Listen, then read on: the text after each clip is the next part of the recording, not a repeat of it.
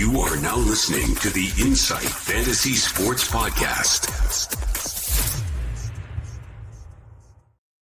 All right, welcome back to the round 4 preview episode, Nathan. We're finally up and running after a few blooper reel attempts, but no, we're here. Round 4. This one is probably one of the most difficult rounds to do in terms of fixing up your trades and whatnot, because you can fix up your rookies to taking those rookies to mid prices to even getting some, starting to get some underpriced premiums in and rookies off field. Guess it's just person to person, but what are your thoughts on this point of this sort of season? Yeah, you just get to that tricky mark. Like some of the rookies that you've missed, you wonder, is it too late to jump? Like, if you're looking at an Ashcroft, is it too late to jump on him? Like, you might be at that point now. There's still going to be plenty of fix-up trades with mid-prices, with rookie injuries or getting drops. Like, there's plenty to do, and only 2 trades to work with. But we do the best we can with that, don't we? I know, yeah. I think my biggest mistake was me saving a whole bunch of cash in the bank, which could have been used elsewhere, and sort of being forced into using it. So I feel like I'm falling into that sort of underpriced premium kind of rank, which you might be able to see on our screen. Now, what I reckon is, we'll jump right into with the preview epis is, who's playing and who's going to be on our eyes. I'm watching you, Wazowski. Always watching. Always watching, Nathan, and this one's going to be a blockbuster. We've got Pies v Carlton, one that I intend to get the watch along set up for, so I'll have to be pretty quick getting the tweet and announcement out. And we might actually be having a little special new guest in there as well, so that's pretty exciting. But Pies v Carlton, Nathan, who have you got your eyes on? Well, let's start at the top. TDK, he's been 123 average to start the season. Absolute amazing pick for us. Biggest question this week will be, is that someone you just chuck the vice on? There's obviously a few options that are pretty good. I don't mind the idea of just putting the vice on him Thursday night. If you know your captaincy's all sorted by then, it gives you a little bit less stress over the weekend. I didn't put the vice on him last week and probably got away with it, but that was a frustrating one, seeing all the captain is being healthily rewarded there. The main watch on my eyes for this game, and I was talking to you about it pre-episode, Nathan, is Super Nick Dacos. He is, by his standards, he's underpriced with that 77 in his rolling average still, and that's sort of what you're going to be looking for at this stage, I reckon. Some of those guys can go big, who have that sort of bad score locked in with them. I'm just conscious. I feel like Hewitt is going to just play a bit of a lockdown role on him is the thing. So I'm leaving it for another week and hoping he'll drop down even more. Would you mind seeing someone go for that trade? I'm probably more in your camp with this one. I mean, it can wait a bit longer. He's still dropping cash for the time being. I don't think there's any rush to jump on him right now. Just think out of the sort of underpriced primos, he's obviously one that is going to be in the top 8 mids for the year. I don't think many people are going to disagree with that. Rookie watches, are there even any rookies? Anyone else we need to be keeping our eyes on? Well, it was Camporelli. That was the rookie watch.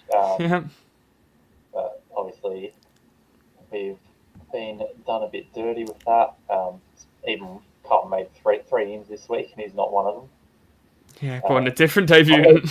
He's not even an emergency. So, pretty frustrating. There's not many other rookies you really care about in this game. No. Maybe an Ed Allen as an emergency if he ends up in the team. That's the closest thing I think we've got to it. Clutching, I think. One that I'm going to be absolutely hate watching, who was top of my trade out list, is this man on screen, Harry Perryman. He was the first one gone this week after the bye. just with that, completely yock roll, and he's just at that awkward price where I'm sort of forced to go all the way down to a rookie, or go up to a underpriced premium who,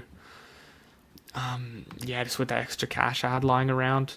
Onto Melbourne Cats, or Cats Melbourne, I suppose, at GMHBA. I think I'm particularly keen to see what Langford does again if he keeps the role. Nathan, I think he's a real watch. Yeah, it's a bit of a hard watch for me, having traded him out a couple of weeks ago. Because he started as a sub, he got dropped. Now suddenly he's smack in the middle at every centre bout. Yeah, around Petrarca and Oliver. So I don't quite know what to think about his job security anymore, but God, it might be one of those ones where, as much as it hurts, I've got to trade him back in. It's a terrible feeling. But yeah, it's a rough feeling. Yeah, you're a better man than me, because whenever I get to that stage, I just say, nope, I've traded you out, I'm standing by it, I'm not bringing you back in, and that's probably hurt me more times than it's benefited me. So like I said, you're a better man than I am, and full props to you. Holmes is another one who was in my team actually at that underpriced premium. Had a great game against Brisbane. So that number 9 flying around everywhere, which was fantastic. So I'll be hoping for the best for him. Everyone's got Smith. Everyone's got Oliver. Probably looking down a bit. Sam DeConning. Yeah. Hoping he gets a bit more rough time. Doesn't share it too much with Blicavs, but certainly not a trade out yet. Just want to keep an eye on. A lot of reactionary moves around him and Blicavs, I think. Yeah, he's still averaging 90 on the year, just about. Like for a guy that was as cheap as he was, we don't need a rush to get him out. Like he's still getting rough time. It's not like he's suddenly full time again. No. So no rush to get rid of him. Ted Closey. True. Still pretty happy with him. If you wanted to trade him into your sides. Nevitt is going to be a watch again. For a start, it was like, out of everyone with whatever it was, whatever the low threshold for tackle attempts in AFL, he's got the highest success rate. So no one fends him off, no one steps around him. Maybe Chris Scott brings him back into the 22 for that. I can only hope. But yeah, bit of a rough one. It is, it absolutely is. I obviously had the reversal on Nevitt into Closey, so he's just sat happily on my bench, and any work he can do will be greatly appreciated. And just on to Koenig, he's got a break even of just over 50, averaging almost 90, so it's, real confusing one for me in terms of what the go is there. That takes out our weeknights. Who's playing on Saturday undefeated clash, Suns and Crows going at it, so... Yeah. In this game, a lot of midfielders that are averaging 100 plus to start the year. Rowell, Anderson, Dawson, Saligo, Miller, all over that 100 mark. Oh my goodness. First 4 of them all over 110. So, lots of big scores, but they've been doing it in games that have been very one-sided. So absolutely. If there's any flag, that's probably the one. You worry. I don't think either of us would expect them to be dominant sides season long. I was hot on Crows. I was hot on Adelaide. Yeah, but you wouldn't have had them being top 4 sort of. No. Where they're winning $10 every week. Yeah, so, no. Yeah, we think there'll be a bit of a drop off there. At some of those top mids. Rankin, obviously he's had a good start. Hopefully he doesn't get subs for people that own him, because that's just crazy. Hopefully he does for me. Yeah, we'd be fine with it, but thinking of everyone else. Johnny Noble, we touched on him on the Monday show. We did. Just going about business pretty nicely, doing more than Dan Rioli, who was the halfback we probably expected a bit more of. But I don't know if it's enough to jump on him yet, but just want to keep watching. Yeah, I think this is going to be the game for both those teams, where if I see a Rowell or a Saliga or someone go big in a competitive game, that's really, really going to pique my interest in them in terms of possible trade targets. Rookie watch, Nathan? Rookie watch, I think it's just Draper and just seeing, is he selected, starting, sub? We won't know until the weekend comes around. But Getting midfield time. who knows? There's no job security there. It's just No. See where it lands. That's about all we can do. Yeah. Now on to my guys out playing at the G against Richmond. So we'll start with Zorko because a lot of people have been talking about him. A lot of people are wanting him, straight in their team, seeing a whole bunch of big scores, that dream rolls. But tell everyone why that's not somewhere we probably should be going. Well, I don't think there's any value in him yet. As much as we're starting to enter upgrade season, you still want to pick, premiums, like using the Dacos example from earlier. At least he's someone that's dropped a bit of price, getting him at what could be his cheapest point for the season. Zork, on the other hand, if anything, he's going to drop off from, he's at 119 average right now. You'd expect a bit of a decline from there. Not to say he's going to fall off a cliff or anything. No. But, drop back towards, let's say, a 110. Yep. Right? And you're just paying more for him. You can bring in someone else that's cheaper than him that can probably also average a 110.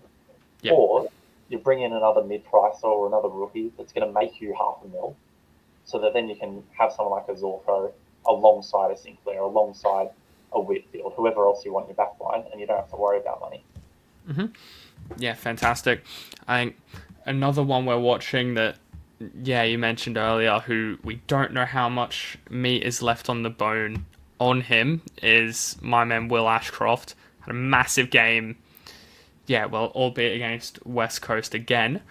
But something we saw from his game last week is he was taking marks, which has sort of been the thorn in his game in terms of fantasy. He's just an out-and-out inside hardball getting midfielder, but similar to Raul, he sort of looked like he's expanded on that game. Yes, definitely adding something to him. Probably not enough for us to consider buying him, but it's one just to keep an eye, even for future seasons as well. Like if he wants to be a top 8 mid at some point, that's the sort of thing he has to do. You have to get involved in the League Cup play. You can't just be pure mid. That's not good enough these days. So it's good to see him at that. For sure, that sort of string to his bow. 33 touches and a goal for 115 last week as well is sending him in the right direction again. He's one of those players that's dropped a little bit too, so you can be brave. I don't mind it. To your Tigers, Nathan, who, we've obviously got our trainer, which will hopefully be in most people's teams. He's going, just doing what he needs to do. Lawler's getting to the end of his cash gen, I think we were talking about pre-show. Would you be against trading him out? No, you can absolutely trade him out at this point. There's nothing wrong with cashing in on these rookies a little early. Obviously, if you've got other headaches, other rookies, like for instance Lindsay, out injured, he would go first. But by all means, you can get rid of a Lawler at this point. Like his cash gen is going to be a lot slower than whoever that next player you bring in. So maybe it's jumping on Langford coming back into the side. Maybe you look towards young Port Moraes. Yes. There's a couple options there that will, from this point, generate more cash. Mm-hmm. So, definitely comfortable moving on from him. Yeah, 100%. And I'm comfortable moving on from both the teams, I suppose. Yeah, there's a Armstrong there who didn't do anything against St Kilda. It's probably a trade out if you had him. Short's been tagging along as well, which is good stuff from him. And don't really like the look of a Dunkley or a Neil just yet for me. And next game, Nathan, is this what I think it is? It's, North v Sydney. So I'm just going to start at the top. We need Big X-Man to come back with a big performance, aren't we? Because those 77s he's dropping aren't going to be good enough for his price. Yeah, well, you say start at the top, and he's fourth on the list. No. Team. If I sorted it by price stat. Yeah, that's just been an awful start for his year. Yeah. When you think about he could have been a Marshall or it could have been an extra, I don't know, Gorn in your team. It's been great, but yeah, for the money we spent on him, this is far worse than what is acceptable. So hopefully he can perform a bit better. Caleb Daniels obviously done great for us, so Yeah. that's been an absolute tick. Matt Roberts going pretty strong early in the season, so we're very happy with his efforts. Done we expected, yeah. I don't think there's too much in terms of trade outs in this game right now. Well, Yeah, probably a few rookie watchers. You're still watching Riley Bice as one of your better expensive rookie options if you're trying to bring in a rookie. cash down, definitely. There. I feel like that's it. Am I missing anyone obvious? Your man Tom Hanley. No, it's worth mentioning. Tom Powell got brought back down to earth last week as well with a high 70s or something, and she's all on the same vein as Sherry. Sure, he's averaging over 100, but he's still losing your cash, which I know a lot of the casual owners were also with. Just a DPP watching Warner as well. He might be getting a Ford in a few weeks. How good would that be? Amazing if we can get him in the forwards. And it'll just be so convenient because that's one of the tricky things.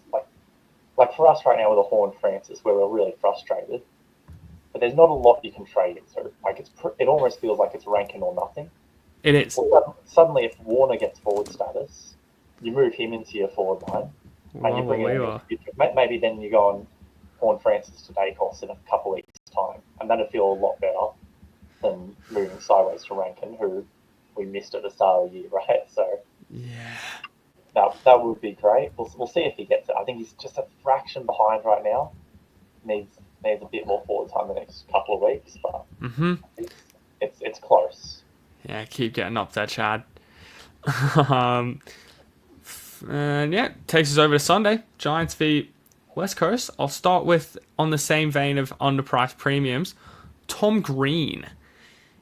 Nathan, what do you think about him? Yeah, he's just been going okay.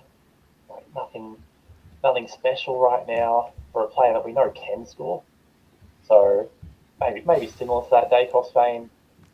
I'm happy to wait until we really see him explode in a game before I jump on, especially this early when we can still generate cash elsewhere. But yeah, I don't know. I don't mind it as a pick. I just wouldn't be going there yet. Is he going to be a top 8 mid end of the year? I'll say no. I think okay. A couple ahead of him. Yeah, especially if you consider different lines, like someone like a McRae. Do we count him as a top 8 mid at the end of the year, or is he just a top 6 forward? How are we ruling that? He'll be a top 6 forward. So in terms of like you're not going to put Zorko in your midfield or Sinclair in your midfield, you know. Yeah, no, fair enough. But yeah, I think there's a few that are just going to go better. You've got both the Frere boys that are a chance, Merritt, Dacos, Dawson, guys like that are absolute locks to be top 8. So it's not that he can't be. I just have him just a little bit outside at the moment. Yeah, another lock sort of in the defensive lines. Whitfield, he's one you've got to wait on. I wouldn't trade him in at this high price.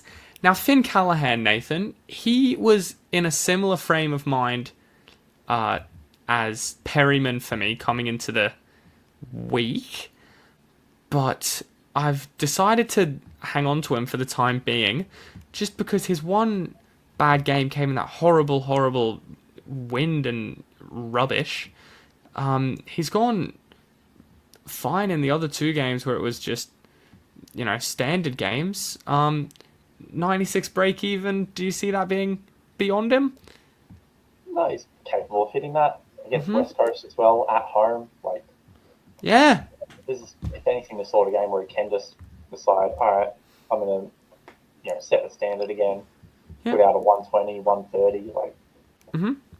Like it's not beyond him. We saw him do it in opening round. So not one to be trading out. But if he did disappoint this week and put out at let's say a 70, he could be gone pretty soon. I reckon. I think he will be gone. So he falls into the same category. They are of a certain power forward as well that we'll certainly talk about. But yeah, 110 against the Pies, 92 against Melbourne at the MCG, and 57 in that absolute shit heap that was the game against the Hawks. So yeah, I'm definitely on the trade him side, albeit at the start, seeing that 96 break even, thinking about cash generation. I wasn't always in that frame of mind. Suppose it's worth talking about your GWS rookies. Connor Stonehill, stay in there, keep doing his thing. Well done if you held on to Lockie Ash. Is it going to be his year?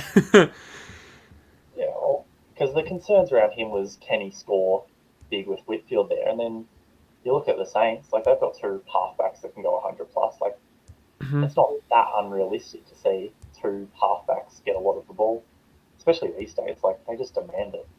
Yeah, and it's something we want to be seeing from him.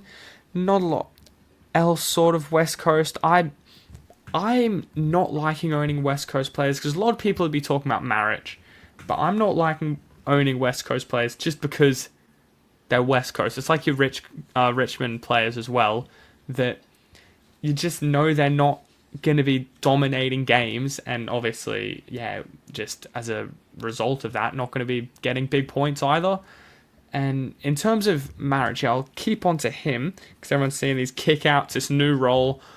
What happens if he gets pushed back forward again and you're stuck with this, 400k tall forward that, you're having to possibly restructure or change your team around? And I really don't like it when there are better options around.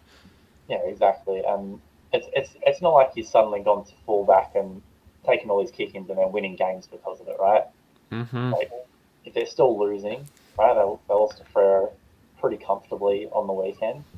So who's to say they won't change strategies because it's not working, right? Not to say that's the sole reason they lost or anything like that. But when a team's losing, typically they make some changes. You just don't know where those changes are going to be. So. Yeah, very good point. And moving to the next Sunday game in the form of Port Adelaide v your Saints. Nathan, we'll start with Port and we'll start with, I think you know where I'm going. Jason Horne-Francis. What do we do about this guy? Look at the scrolling I'm having to do to get under there. Look at the amount of 300k or less than players. Both ahead of him. Just needs to perform. He does have a pretty good track record against the Saints, so I wouldn't be shocked if he performs. It's obviously copped a bit of media attention lately as well, so that might... Yeah, we know he likes that. So probably gets one more week for me. Probably the same for you. I can't see him surviving too much longer doing this sort of stuff, but... No. That's the thing, like, he's capable of, from this point on, averaging 100, and you just have to be on board. And that's something for the non-owners too. Like, if you started a Rankin, you're not just happy that Horne-Francis is scoring poorly because you don't own him, but you're going to be looking at him, let's say scores 110 this week, 100 next week. Well, suddenly he's a big trade target. Yeah. You're getting him at a discount on what he started, so... Yeah, a discount of about, almost 100k if he gets to 100. Yeah, so ridiculous. That's just not to keep an eye. Like, and we haven't really seen any reason to think he'll be that 100 guy this season when we put out, but we know from previous seasons the talent he has. So hopefully we do see it sometime soon. Yeah, it was a rough game for Port last week. I heard a stat that they had a pressure ranking of 92 for one of the quarters, which was the lowest pressure ranking from a team in 10 years. Just players walking and things, just yuck and gross. But on the flip side, we see St Kilda firing. We see your players, your McRae's, Marshall's showing what he can do again. Sinclair and Wanganeen Miller off the half back. I asked you this in the preview episode, Nathan. I'll see if you've changed your mind. If you could only trade in one of Sinclair or Naz, who are you going? I still think it's Naz, but they're both great options, right? Yeah. They're both going to be top 6 defenders. Fantastic. Rookie watch. So there's Christian Moraes, Nathan. -27 break even. Why wouldn't you be trading him in on that? There's not a lot of great answers for that. Like, maybe just if there's another rookie you have ahead, so say if you have Langford ahead of him, and then your other trade, if you're bringing in Moraes and it leaves you with too much money in the bank, you feel like you're wasting it. But God, it's hard to look away from Moraes at the moment. It is. Just so cheap. Plays well enough. Like I'm not too worried about him getting dropped yet. I think he's bought himself at least a few weeks from his debut. So, obviously they dropped Finlayson to get him in. 27 touches with 14 kicks and 7 marks was the big one for me, just showing he'll be on that outside, really demanding the footy and getting those +6s, which he's going to be a big. I'm pretty sure he's already the most traded in player for this week, but big target on everyone's mind. Is there anyone else? Not quite rookie Roch, but Hugo Garcia. Oh, of course. He voted last week like we wanted him to. Hopefully that means he just stays in the 22, not in that but it'll be curious to see what happens there. He was named in the 22 prior to late changes, so I'm optimistic we've actually got him as a midfielder now, and we can be happy with that pick. Other rookie watch would be Toby Travalia. So, good one. He got the full game, but he was supposed to be the sub before Jack Steele was laid out. So that does make me worry a little bit about his likelihood to be in the 22, and definite sub risk. So I'm a little reluctant there, especially when you've got someone like Moraes ahead of him, or like Lane ahead of him, which you'd probably trust their job security a little bit more. Yeah, I completely forgot about him because he's been gone all bloody season, hasn't he? Yep, down to 14 break even. He's moving in the right direction. He might be a good one to, jump off a cashed out sort of trainer or read when you get to that stage, hopefully. Yep. Anything else? Suppose we can touch on Rosie. Could he be a vice captaincy option? It's an option, I think. Well, I wouldn't be vicing him as a thing because it's just so late in the round. All right, rather. Well, I wouldn't feel comfortable captaining it. Maybe he's not. Maybe we just say no. If you're putting anything on him, it's the captaincy, and that's just a scary captaincy option, isn't it? Like he did well against Saints in the preseason, but it was also preseason. We know he smashed a great score against Richmond, but that was Richmond. I don't know. I don't know if I'd feel confident captaining him. Yeah. You've got so many other good options, right? Touch on Hall, gone well for owners of him, and that's just about it. Takes us to the last game of the round, I'm pretty sure. Freo v Dogs. Dogs with a 10-day break? Weren't they the Thursday game last round? Yep. a 10.5 day break since they played last as well. Yeah, so they should be well rested up. Liver's just had a great start to the year. I still don't think he can do it. But, fair play if you trade them in, but no. Obviously, Brayshaw and Sarong did a bit better last week. Still not as good as we'd like, but great improvements. Yes. So Driscoll still looks like a great trade target as well. What else is there? The Doctor, obviously, he's coming off a monster score. Whereabouts is it? Averaging 80 on the year now. So there it is, yeah.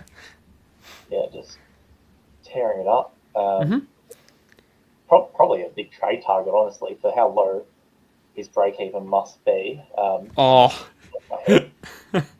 But I wouldn't be shocked if it's negative or close to it. It's negative, all right. Negative 39. Oh, well, there you go. So he can do nothing all day and still make you 30-odd K. And if he doubles down with another ton, then oh my God, it's going to hurt not having that player, even if he's on your bench, just make sure you have him. Yeah. On the more concerning side, Riley Sanders. Oh no, I forgot about him. Maybe it's not the time of the game starting. Maybe it's just we need it to be Sunday. It's far enough back. Surely he's away, Exactly. right? These Thursday and Friday games, like it's just too early in the week for him. Yeah, Sunday rates. It isn't working for him. He needs a Sunday arvo or a Sunday evening even. So Yeah, finally, and the other yeah, sort of yeah. one on. Yeah, no, I was just thinking the other sort of concern on my mind as well is in the form of Joel Frazier. He was getting that midfield time, which we didn't even foresee, which has been excellent. But he started playing forward, half forward at the end of that last game. Do you think that was just a tactical move, or do you think that's going to be something they're going to try? Bevo's played him in every position this year. Like he played him in the ruck. So We're 3 rounds in. yeah, I don't necessarily think he's going to start playing forward. It's probably just a case of he will continue playing everywhere. So just depending on the day, hopefully he gets more midfield time or more halfback time. But yeah, it could be a tough one. But I don't think it's a case of he'll just be playing half forward all day. I don't think that's ever going to happen. All right, very good. And yeah, that's sort of the end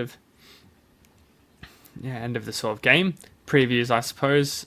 Nathan, I mean, got time? Quick tips. I've got Pies over Carlton. Yep. Collingwood should be able to win that. Yep. Cats over struggling Melbourne. Yeah, Geelong and Geelong always tip them. I'm still hot on Crows against Gold Coast.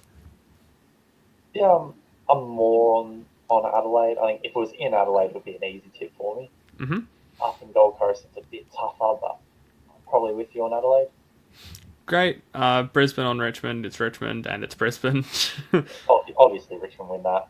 Should be a comfortable win for them. Dominant side. North v Sydney.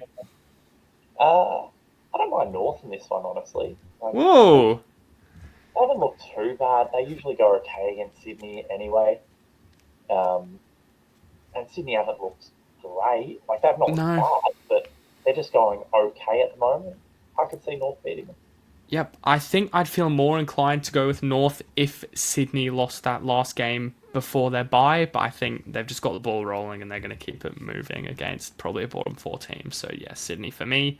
Yeah. Giants on West Coast at home. Yeah. Who are... For the Giants. And just quietly, Giants are the heavier favourites over West Coast than Brisbane are over Richmond at home. What's going with that? Yeah. Playing at home helps. Yeah, probably. And Richmond probably looks better than West Coast this year as well. Really. I mean, they had their quarters in at the Gabba where they were up by 5 goals, but anywho, Port over Saints for me, Nathan. Sorry to say it. No, Saints never win in Adelaide. It's just not something we do, and we never really beat Port, even in Melbourne. So they won the last 9 of the last 10 against us, something like that. So yeah, probably Port. Yeah, I think on that desperation frame we saw Essendon have last week. I think it's going to be similar to that, even though it's probably not as big of a scalp. And Freo over Dogs for me. Yeah, I'm with you, Freo over Dogs. Fantastic. All right, that's that. I suppose this will be a good time to jump into my favourite segment, last round's Hall of Lame nominee. So I've got a backstory to this one. So we've got Michael Frederick directly in front of goal after the siren. Now they're up 60 odd points, but I had my favourite line multi of Freo winning every quarter by a goal. Get me near $100. They're up by 2 points at this point. It takes a mark off the siren. I'm thinking, yes, we're on here, and completely sprays it to the right. I haven't got the video of it, obviously, but from right in front over here, Frederick, you have just cost me moolah, my brother, and that's why you take your spot here next to Dan McStay in my Hall of Lame. Nathan, is that a bit harsh? I would have thought it was a little hard. I was thinking we might have been on like a Bailey Fritsch, giving the high five to a teammate as his Oh, John Noble runs past for an easy goal. I was yeah. thinking that was going to make it this week, but That didn't affect me personally. It wasn't personal between me and Fritch, but I think, wasn't a good look. I think Petrarca was complaining to the fucking umpire at the same time as well, so it was just a bit of a calamity, and maybe it could have been, but no. Personal bias gets in the way of mine. I reckon we'll move on now, Nathan. I know that you haven't got your screen with you, but just letting everyone know what we're doing for this week. Targets acquired. So my trades at this stage, they're subject to change this week. I have gone the Perryman out, which had to be done. And I've gone Sinclair over Wanganeen Millerer, just because Sinclair had that one bad score into his rotation that dropped him down a little bit. I feel kind of safer with him having midfield time as well, just in case it isn't parked back there and going through Millerer. So I'm happy to jump on him early, and I'll probably be getting Miller in it sometime anyway. What do you think? Are you still... Yeah, well, you said you were team Naz. yeah, I mean, I don't have too strong a feeling either way around that one. Should be a quality premium for you. You just hold the rest of the year. Yep, I bloody hope so. And then, I needed about, 30k to do that, I think, just because of the 300 odd K I was holding in the bank, as you can see.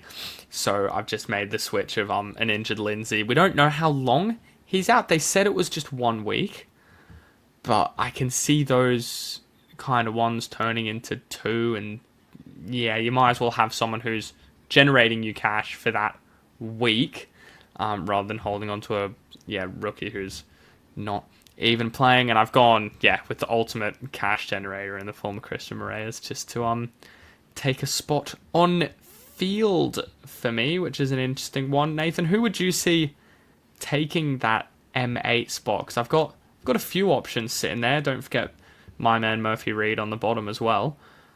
Who would you be taking that M8 spot with?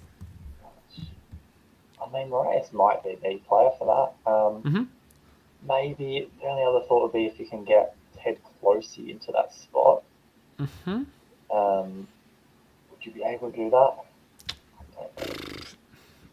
No, because I moved Closey around with Garcia to get Garcia on field in the midfield. Yeah, I'm not sure we can quite match unless we're dropping a Davidson or something to the bench, which we don't want to do that either. No. That's probably about how you should have your team set up. Not that if Moraes gets a 50 and then Closey or O'Sullivan or something gets a 60, you're not going to be crying over that, especially in best 18. You probably go with who has the better ceiling. What are your moves this week? So similar to your trades down at the bottom. So Lindsay is going to Moraes. The other trade, I'll float a couple in there. So it's between Camporelli and Nevitt for who's out. Yeah, you still have one of them in your team. Yeah, largely dependent on what happens with Nevitt in the team news. So we'll see Thursday evening what happens there. And then for who the second trade in, it's probably between O'Driscoll or Langford. Again, depending which player I trade out, probably decides which one I jump on. Yeah, the more expensive mid-price or rookie for rookie. Tell you what, wouldn't Nevitt be feeling pretty happy about himself? Gets left out of a game and then they lose. Helps his case a little bit for getting back in. They could have used a few tackles last week. Yeah, and the not in the wet, but in the sort of down in the dumps. I think that's all. I mean, I've really got to go over. We'll keep everyone posted on the trades in the Twitters, I'm sure. But like I said, means I'm keeping Callahan just for one more week. Which is what we did. It's what we did with Perryman. There's a few of them hanging on for dear life at the moment. Yep, that and Horn Francis as well, just because I'm still holding on to hope of him being maybe an F6 or an F5. I mean, who's it going to be? McRae, Smith, Daniel, Rankin. There's 2 spots left. Maybe Warner if he gets one. Well, yeah, if Warner gets one, that'd be a great one. Simpkin, for how well he started the year. Oh my god! Yeah, not one we would have predicted before the season started. Key's been going good. Dylan Moore's dropped right down. Yeah, he's dropped way off. Yeah, I think doesn't have that same sort of role or anything. But anywho, I still think he'll come back. He's too good of a player to be doing what. And think about it as well. Those marks that are going through his hands and hitting him in the face, and then going out for a ball in or something. That's 6 points. He misses 2 of them in a game. That's the difference between a 74 and an 86, and you're feeling a lot better with an 86 than you are a 74. So just a few fix-ups for the Hornet. He'll be back. I'm fine with it. Fingers crossed. Yeah. I've got not much else to say. Other than tune in for the watch along tonight, probably by the time you're watching this, or it might have already been gone, but it'll be on the Twitter. Regardless, came for a good game in that. Like I said, might be having a special guest in there with me as well, Nathan, since you won't be able to make it. Yeah. But same stuff as always. Leave a like on the video if you enjoyed what you saw. I'm gonna be keeping it all year round. Keep them posted, so feel free to follow the journey and take in whatever you want to take in, I suppose. Follow the rest of the Insight Fantasy boys as well, especially a Supercoach AFL. By sounds things, they are absolutely flying. Titters Twitters are on the screen for us. There are no titters on our screen, not yet at least. At BK_IFS for me, at Fantasy NATO for Nathan. And until next time, guys, we'll see you then. See ya.